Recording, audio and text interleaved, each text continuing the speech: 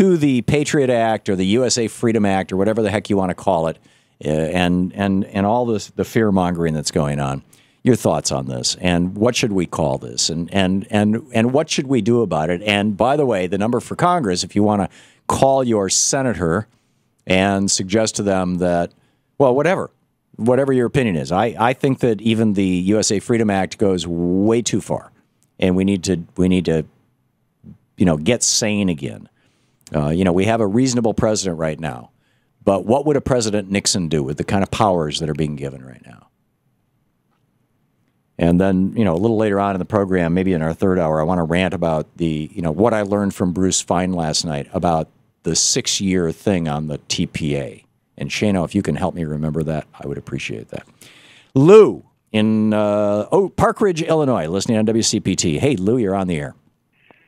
Hi, Tom. Long-time listener and I think second-time caller. Well, thank you.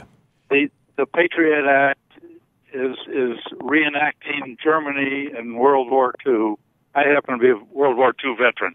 So you have personal experience with this? Years old. So you have personal experience with this? Yes, this is the Gestapo. Wow. They have the same power as the Gestapo. They can pick you up and you disappear. And this is really dangerous.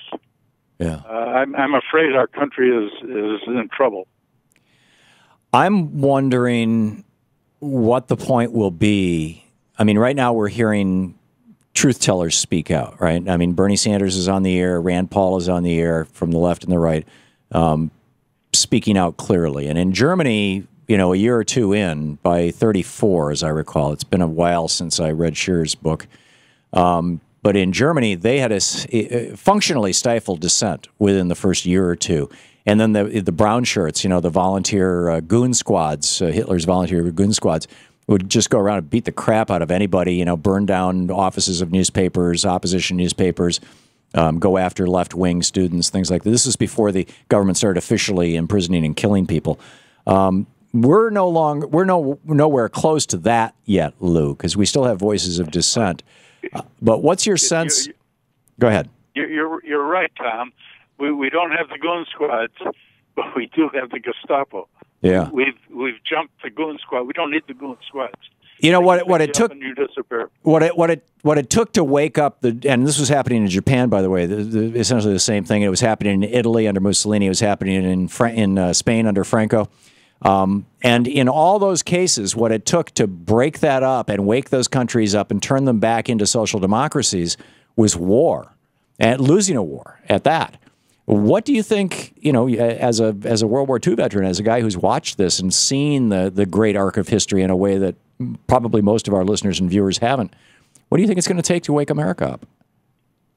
I hope it's not war, because if we have that, we don't need anything. Yeah, it gets even worse, actually.